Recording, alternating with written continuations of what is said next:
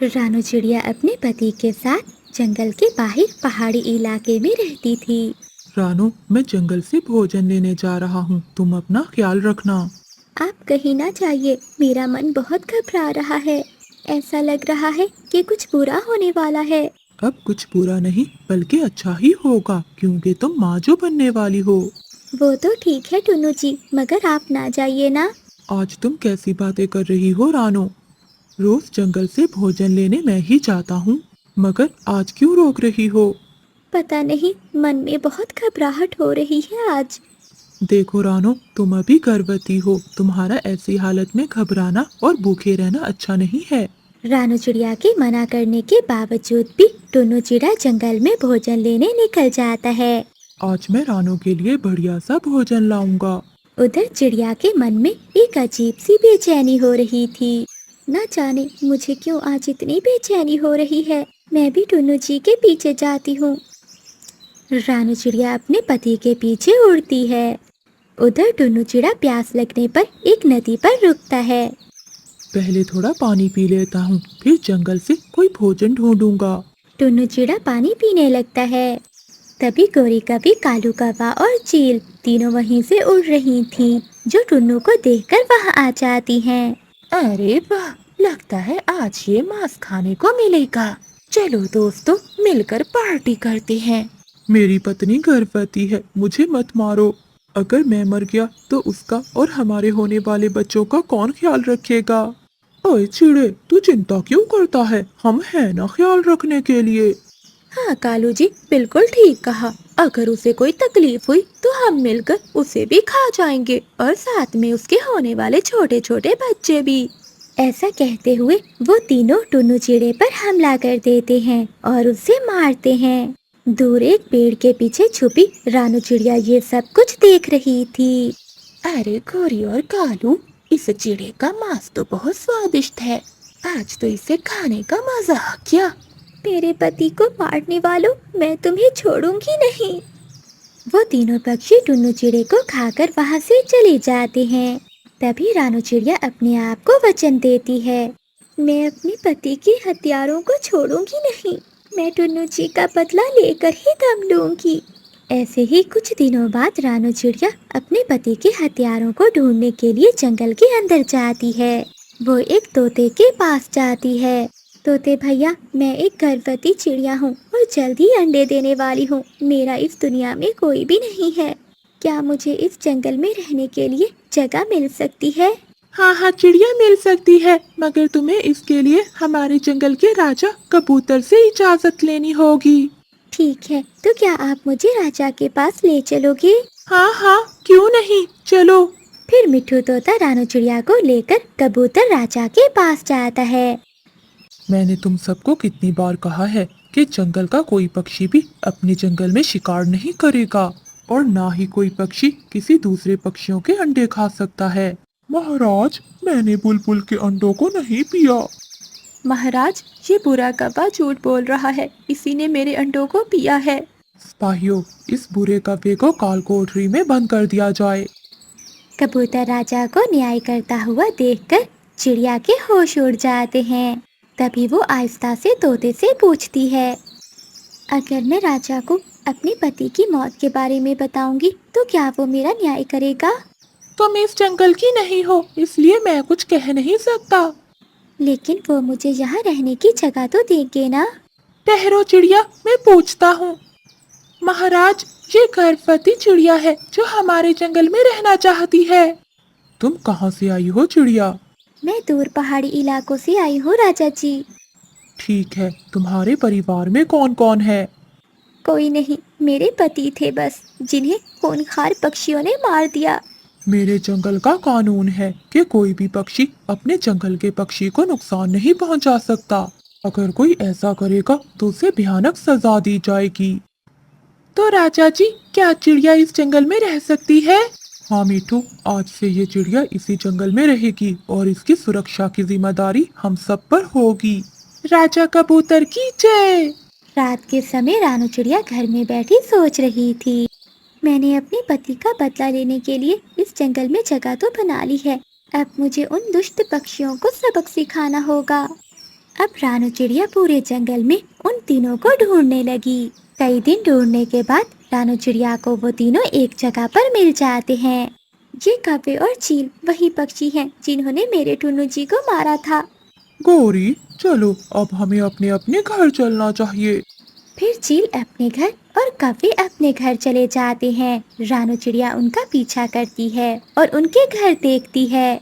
दुष्ट पक्षियों, आज से तुम्हारी उल्टी गिनती शुरू। रात को रानू चिड़िया सोचती है, वो तीन हैं और मैं अकेली। इन्हें ताकत से नहीं बल्कि दिमाग से मारना होगा।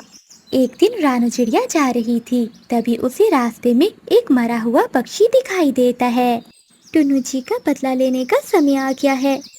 मैं इस पक्षी पर कुछ घाव लगाकर इसकी लाश को कौवों के घर के सामने फेंक दूंगी, ताकि राजा कबूतर को लगे इसे उन दोनों कौवों ने मिलकर मारा है। रात के समय रानू चिड़िया उस मरे हुए पक्षी को ले जाती है और उन कौवों के घर के आगे जाकर फेंक देती है। कल तुम्हारा खेल खत्म हो जाएगा कौवों।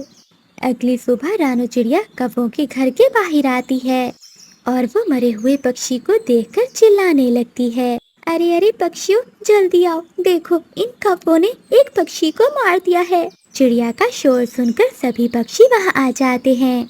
क्या चिड़िया, इसे कौवों ने मारा है?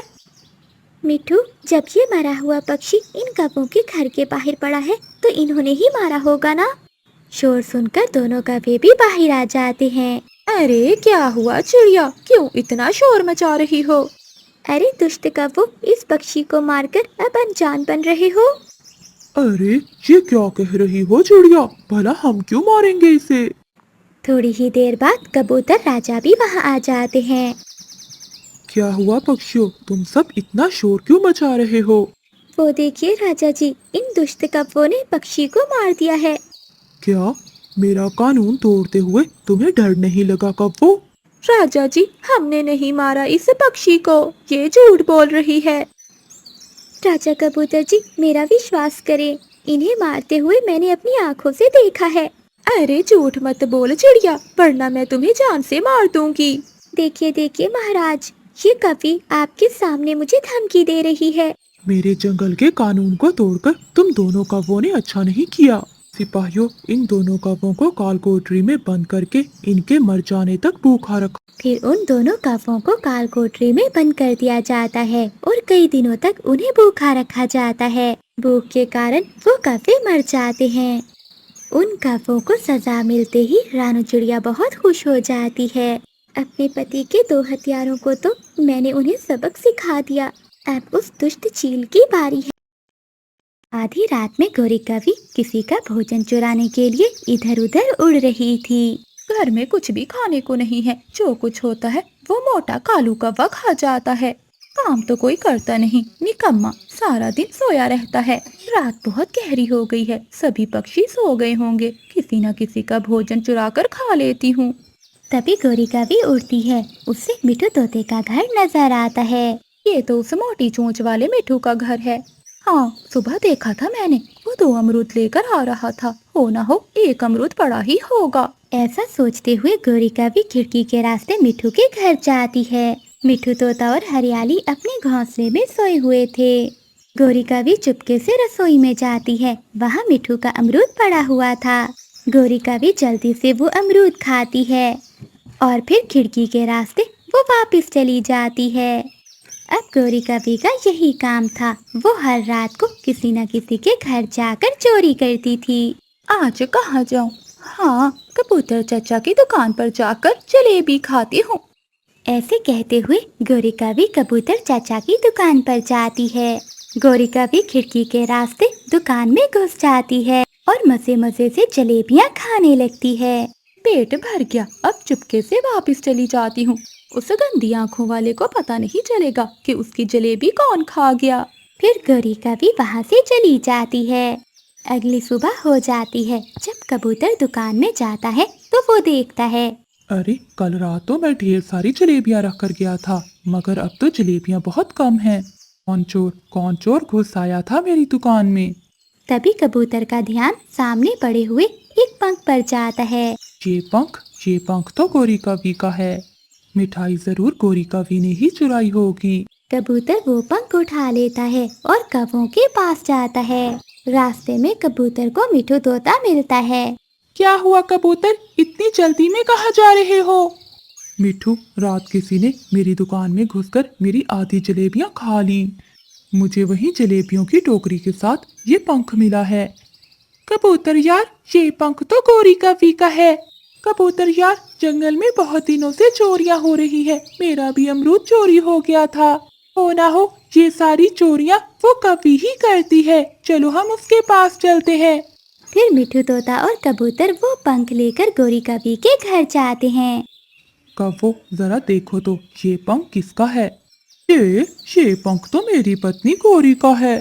तो इसका मतलब है वो चोरियां गोरी कवि ही करती है। चुप कर जा मोटी चोंच वाले, मैंने अपना शैम्पू बदला है, इसलिए मेरे पंख गिर रहे हैं। हवा से उड़कर कोई चला गया होगा कबूतर की दुकान में। गोरी, बंद दुकान में तुम्हारा पंख भला कैसे जा सकता है? कालू, अब तुम भी इन दोनों के साथ मिल गए हो। अगर मुझे गुस्सा आ गया तो मैं इन दोनों के साथ साथ तेरी भी जान ले लूंगी। फिर मिठू तोता और कबूतर वहाँ से चले जाते हैं। दोपहर के बाद गोरी कवि अपने घर से निकलती है और अपनी सहेली स्वीटी के पास जाती है। स्वीटी, आज रात मैंने बहुत मजे किए। वो कैसे सहेली? मैंने कबूतर की दुकान से जलेबियां चुरा कर खाई, मुझे बहुत मजा आया। गोरी सहेली, मेरा भी जलेबियाँ खाने को मन कर रहा है, आज रात तुम मुझे भी अपने साथ ले जाना। ठीक है स्वीटी, मैं आधी रात को आऊंगी, तुम उठ जाना। ऐसा ना हो कि मैं दरवाजे पर दस्तक देती रहूं और तुम सोती रहो। शाम के बाद कबूतर के पास रानो चिड़िया आती है। कबूतर भैया, मुझे 5 किलो जलेबियाँ दे दें। चिड़िया बहन, इतनी जलेबियां तुम क्या करोगी? कबूतर भैया, कल मैं अपनी माँ से मिलने जा रही हूँ, मेरी माँ को आपकी जलेबियाँ बहुत पसंद हैं। तो ठीक है चिड़िया, मेरे पास अभी इतनी जलेबियां नहीं है, मैं तुम्हें अभी बना देता हूँ। ठीक है, तो मैं वहाँ पेड़ के पास बैठ जाती हूँ। रानू चिड़िया थोड़ी दूर एक पेड़ के नीचे बैठ जाती है। कबूतर आग जलाता है और जलेबियाँ बनाना शुरू कर देता है। कालू जी, तुम तो सो जाओ, आज इतनी देर तक जाग क्यों रहे हो? तुम्हें मुझे सुलाने की भला जल्दी क्या है? मुझे सब पता है कि तुम ही हो जो जंगल में चोरियां करती फिर रही हो। कालू कौवा अपनी पत्नी गोरी से बहुत डरता था। गोरी कौवी उसे घूरती है और कालू कौवा चुपके से घोंसले में सो जाता है। आधी रात होने से पहले रानू चिड़िया वो जलेबियाँ लेकर चली जाती है और कबूतर भी घी की गरम कढ़ाई अपनी दुकान में रखकर वापस अपने घर चला जाता है। फिर गोरी कौवी अपने घर से निकलती है, वो स्वीटी के घर जाती है। स्वीटी, चलो उठो, जल्दी करो, चलकर कबूतर की जलेबियां खाते हैं। गोरी, बाहर कोई है तो नहीं? कोई नहीं है स्वीटी, सब अपने अपने घोंसलों में सो रहे हैं। फिर स्वीटी और गोरी दुकान में जाती हैं। तुमने मेरा घोंसला तोड़ दिया, देखो मेरे अंडे टूटने वाले हैं। अगर मेरे अंडों को कुछ हुआ तो इसका पूरा दोष तुम्हारा होगा। अरे गोरी कौवी, तुम मुझ पर झूठा इल्जाम क्यों लगा रही हो? मैंने तुम्हारे घोंसले को पंख तक नहीं लगाया, ये किसी तूफान का असर है। तूफान का असर? तूफान के बाद ही तो मैंने अपना घोंसला ठीक किया था, उसके बाद ये कैसे टूटा? मैं जानती हूँ, ये तुमने किया है, मेरी गैर मौजूदगी में तुमने मेरे घोंसले को तोड़ा है। गोरी, मैंने कहा ना कि मैंने ऐसा नहीं किया। क्या तुमने किसी और से पूछा है? हो सकता है किसी और पक्षी ने तोड़ा हो। किसी और ने नहीं, ये तुमने ही किया है, तुम्हें सजा जरूर मिलेगी। चलो इस मामले को चील महारानी के पास लेकर चलते हैं।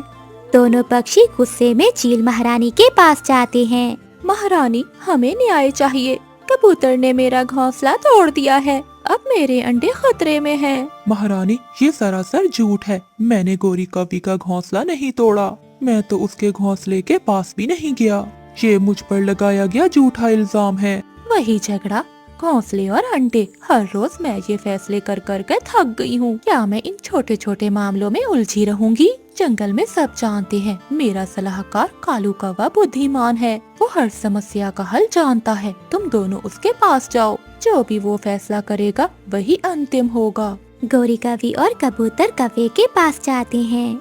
सलाहकार कौवे जी, हमें महारानी चील ने भेजा है। जंगल का हर मामला मेरे पास ही क्यों आता है? अच्छा चलो बताओ क्या हुआ है। ये काली कवि मुझ पर इल्जाम लगा रही है कि मैंने इसका घोंसला तोड़ा है, मगर मैंने ऐसा कुछ नहीं किया। सलाहकार जी, ये झूठ बोल रहा है। मैंने इसे अपने घोंसले के पास देखा है। भला आप बताएं, और कौन होगा जो मेरा घोंसला तोड़ने की हिम्मत करेगा? गौरी की बात ठीक है, घोंसला अचानक नहीं टूट सकता। कबूतर, अगर तू निर्दोष है तो क्या तेरे पास अपनी सफाई के लिए कोई सबूत है? सबूत? मैं तो अकेला रहता हूँ, मैं कैसे साबित करूँ कि मैंने ये सब नहीं किया? अगर सबूत नहीं है तो मुझे कवि की बात को सच मानना होगा। तुम्हें कवि का घोंसला फिर से बनाना होगा, यही मेरा फैसला है।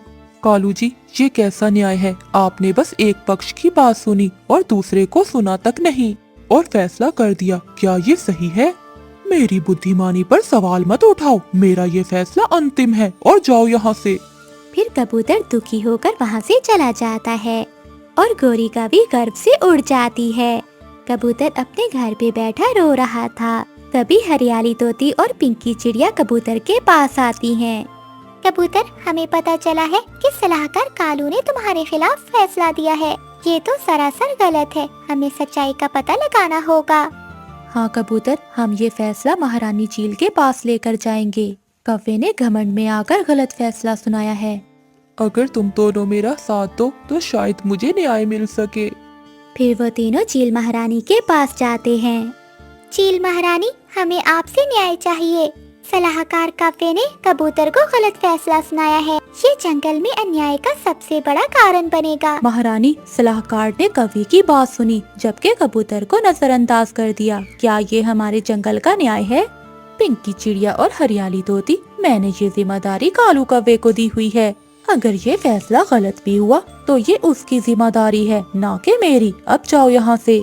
महारानी, मैं निर्दोष हूँ, मेरी बात तो सुने। मैंने कह दिया ना कि कालू का फैसला ही अंतिम है, तो अंतिम है। चलो जाओ यहाँ से अब। फिर वो तीनों नाराज होकर वहाँ से चले जाते हैं। वो तीनों एक पेड़ के नीचे बैठे सोच रहे थे। तभी रानो चिड़िया वहाँ आती है।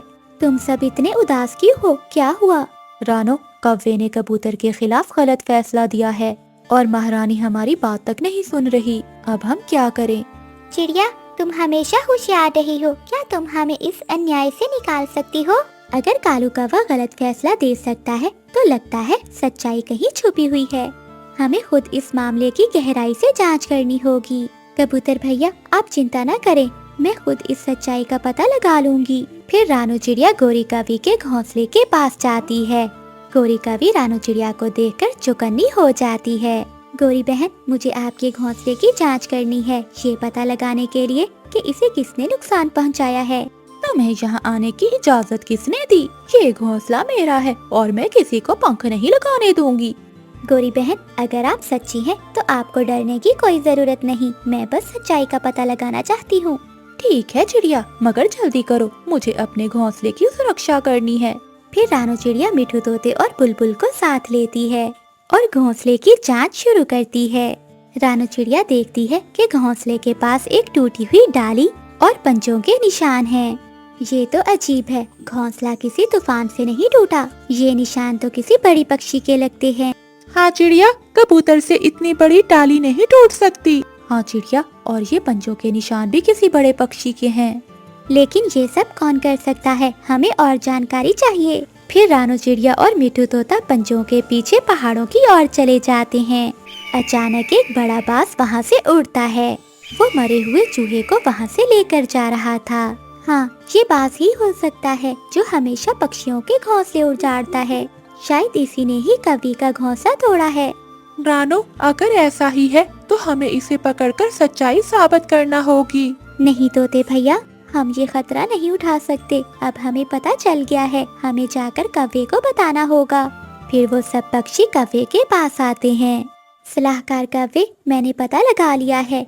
गौरी कवि का घोंसला कबूतर ने नहीं बल्कि एक बाज ने तोड़ा है।